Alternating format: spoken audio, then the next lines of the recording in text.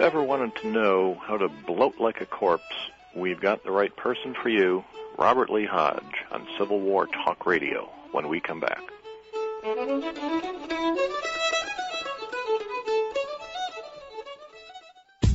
How much time each day do you spend managing your personal or business calendar? 15 minutes, a half an hour, maybe more.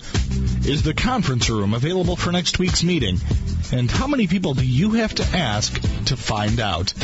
Have you ever misplaced or, worse yet, lost your day planner or handheld device? And what do you do about that missing information? Do you own or operate a salon or carpet cleaning business? How about a realty office or any one of 1,000 other service-based organizations? Can your customers make their appointments even when your office is closed?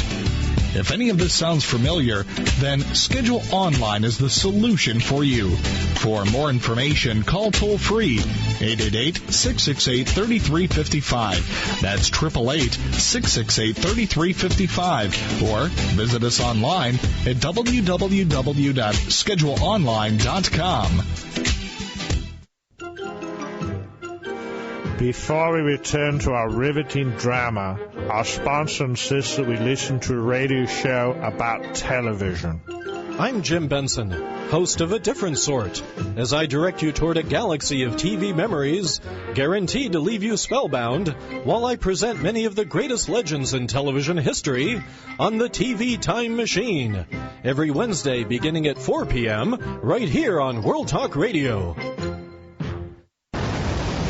World Talk Radio, bringing the world to you. To speak with our show hosts or guests during the live show, call us toll-free in North America, 888-514-2100. Everywhere else, call 001-858-268-3068. Welcome back to Civil War Talk Radio. I'm Jerry Prokopovich.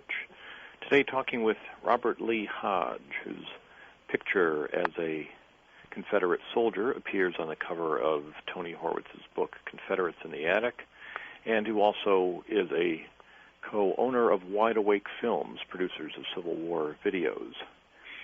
Rob, we were talking at the end of our last segment about how you have been able to work with Wide Awake Films and help produce reenactments and then film them. Is Wide Awake your day job? Is this a full-time occupation now?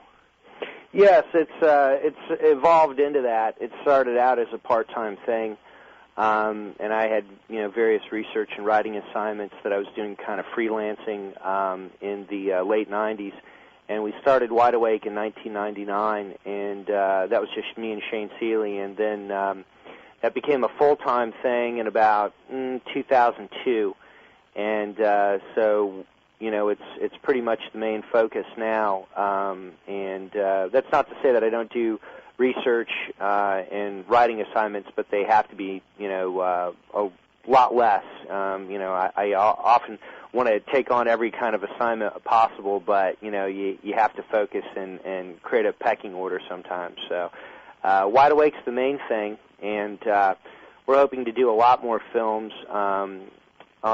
for our historical division that we have. Basically, we have 5 on DVD now. We have a total of 15 films, but we want to upgrade some of those, turn them into DVD, and then also create about probably 10 or more working titles in the next several years. So we have a lot to do between now and the 150th, which, in about just a few days from now, it'll be 5 years away. That's right. We're here early in 2006, and we're approaching, to say, the 145th anniversary of the beginning of the war, and that certainly will draw the public's attention, much as the Centennial did almost 50 years ago.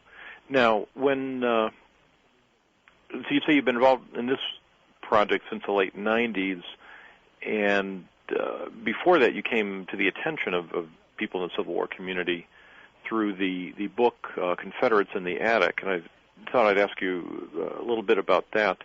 How did you get connected with the author of that book?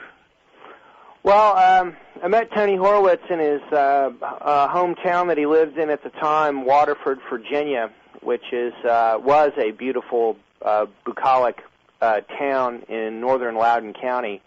Unfortunately, now it's being encapsulated by suburban sprawl, McMansions everywhere. Mm. But when I met Tony, I was in that community specifically to film an episode of Civil War Journal, the Fredericksburg episode. And we picked a location in Waterford. We thought that was actually kind of more authentic and we could do more there than if we did it actually in Fredericksburg. And so we filmed the Fredericksburg episode there, and, he had just gotten back from Bosnia, and, he had been getting shot at there, and then he's, waking up in the morning in the countryside of Virginia hearing gunfire, and so he went outside to see what was going on, and we were filming just, a few homes away from where he lived, and so we struck up a conversation. Actually, he struck up a conversation with people before me, other guys that were at that time in the Southern Guard, the living history group that I had belonged to. And I was just one of the people that, as he describes in the book, that he ran into, and for whatever reason, he and I kind of hung out more than anybody. And, he had said at one point that he had an interest in really joining a reenactment unit, getting into reenacting, and I thought it's because that's something he just wanted to do, period, but I didn't really quite fully understand his angle, that it was really more to gather information for an article for the Wall Street Journal, and that came out in, I believe it was June 4th of 1994, and, it showed some of the, interesting antics of hardcore reenactors. I wouldn't say it was the most flattering article written. It wasn't stoic. It didn't make us look like we were, material culture academics or anything. It made us look kind of like a freak show, I thought. But let me ask you about that, because that's I was rereading the book a little bit today, and my recollection of it, and even rereading it, is that he seems to tread a pretty careful line. Certainly there are people in the living history community who could be caricatured pretty easily, I would think. Right. And yet he doesn't. The book seems to have an overall sympathetic approach to you and other people who were involved in living history at that time. Right. How did you feel about it? Well, I could talk for hours about it, but I wouldn't want to bore the audience. Well, give us a few minutes. Well, it's a mixed bag. when you wind up on the front page of the Wall Street Journal with illustration, you look pretty, you think that's going to be a great thing, and that wasn't really, the content of it, the mimicking bloated corpses. That's not something I would really. I'd prefer not to be known for. And then also the other crazy thing, the using the urine to put patina on the buttons. That was another thing that was a hook, and that was something that wasn't something I was like, oh geez, and I didn't realize. It was a little embarrassing for me, but some of the guys in the reenactment unit, the Southern Guard, were very upset by it. And I think they probably took themselves more seriously than I did. And, I thought, well, it is what it is. And look what we're doing. We're, young adults, and we're wearing reproduction clothes from 150 years ago, and we're drilling to these manuals from this time, and we're pointing guns at other people in mock battle. Although what we were doing is, I think, a little bit more academic. We were kind of focused more on the living history interpretation at the parks, and really trying to set ourselves above reenacting, almost in a elitist way, I think, in hindsight. But that's also understandable because reenacting is what it is, and you can't run away from the fact that there's a phrase, war is the Congress of adolescence, and that's real war, and mock war is certainly that. And whether, you're 50 or 60 years old, I mean, if you're doing that, it's somewhat childish, but that doesn't mean necessarily that it's bad. Things that are childish, I've kind of, I've grown to think, well, that could be a good thing. And, the addiction for me had always been a visually based thing. And so, I've had a pretty big, interest in the visual aspects of it. What did it look like for me? To me, when you read the accounts from the soldiers, those words paint pictures. And so, when that happens, I'm thinking, okay, what did that look like? And I think about the uniforms and the flags and the caissons and the wagons and the mules and the sounds and the smells and all those things. And it's something that living history, if you want to call it that, or historical interpretation with the clothes on and stuff, that I think at times can be a constructive and worthwhile thing, even from an academic standpoint. Well, I wouldn't disagree with that at all. I think there are many things you can't learn simply by reading about them. Some of the points you make, or that Tony Horwitz makes, for example, when he first meets your unit, is how blue the sky is when he's out camping overnight the first time.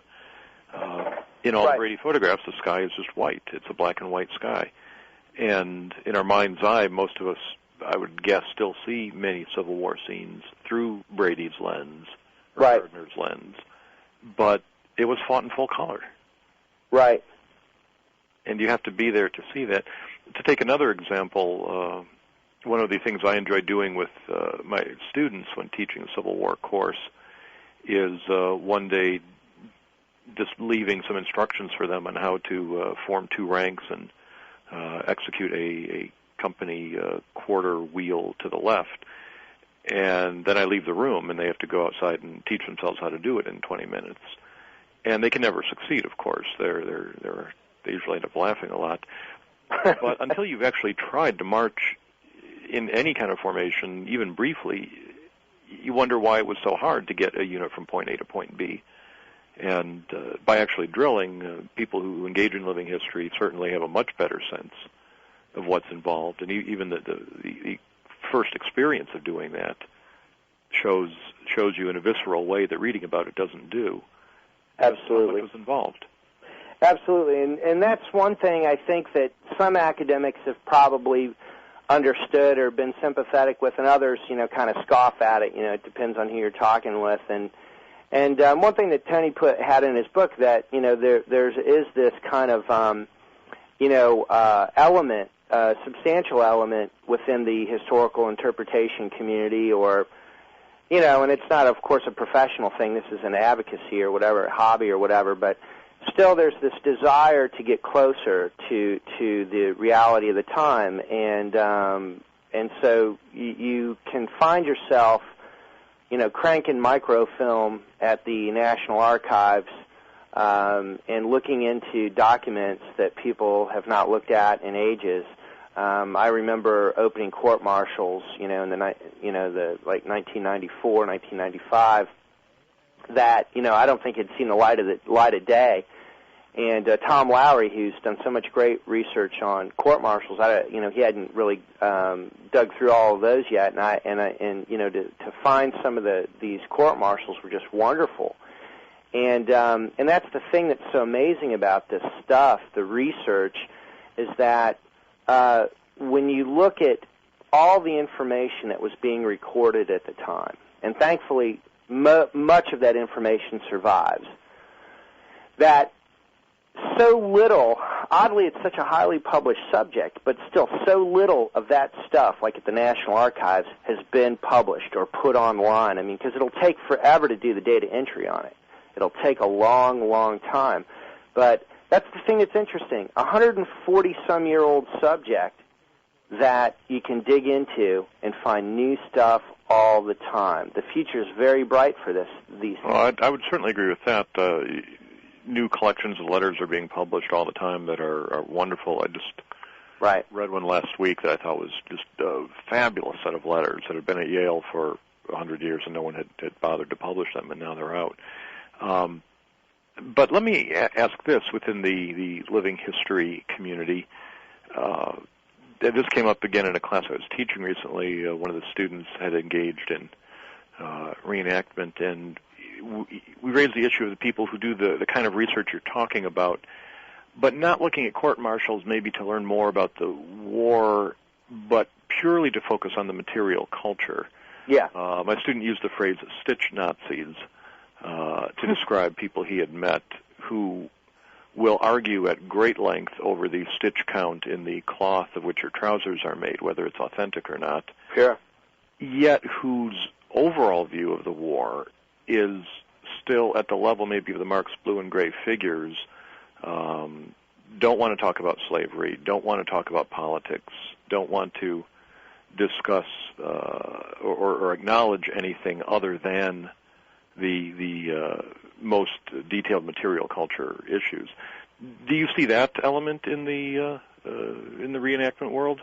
Tons of it. I mean, there are tons of people that get into the look, but that's their thing. I mean, you know, they want to create that great illusion, but really they're and I understand this. I mean, they're consumers of historical product.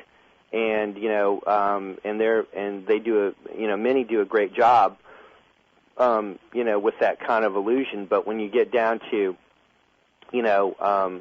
battles or social history or political philosophy of the time, that's often greatly lacking, and you'll find that quite a bit. But that's not to say that people aren't well intended. I mean, I don't think that my desire to get into more microcosm history or going to the primary resource material was really an important thing to me until I moved to Virginia in the early 90s. And that's about the time in 91 I met Pohanka and others. And it was kind of a renaissance for me to be in Virginia, to be by D.C., to be by the archives and the Library of Congress. And then all of a sudden it's a new world, and it's not just reading the Golden Book of the Civil War, but it's reading diary accounts and going to the battlefields and beginning to get a much more detailed education of, tons of battlefields in the East, and to go to them and make those connections was a big deal. I think that, for myself, the turning point for me as far as having a better academic, perhaps, side of understanding things was when I began to be a principal researcher at Time Life Books for their Voices of the Civil War series, and that was in 95, and that lasted to about 98. And then I worked again for them on the Illustrated History of the Civil War in 99. And that was a dream come true. I mean, they were paying me to read Civil War books and to read unpublished documents and to go to various repositories like the Museum of the Confederacy to look for items to put into their books. And I just couldn't believe that I had that job. It is a great feeling, and I sometimes when I'm writing a lecture or teaching a class or doing research, I have that same thought. Boy, it's great I'm getting paid to do this. Right. We need to get paid a little more. It is amazing that we get to make a living doing this. We're going to take another short break, and we'll come back in a moment and talk more with Robert Lee Hodge on Civil War Talk Radio.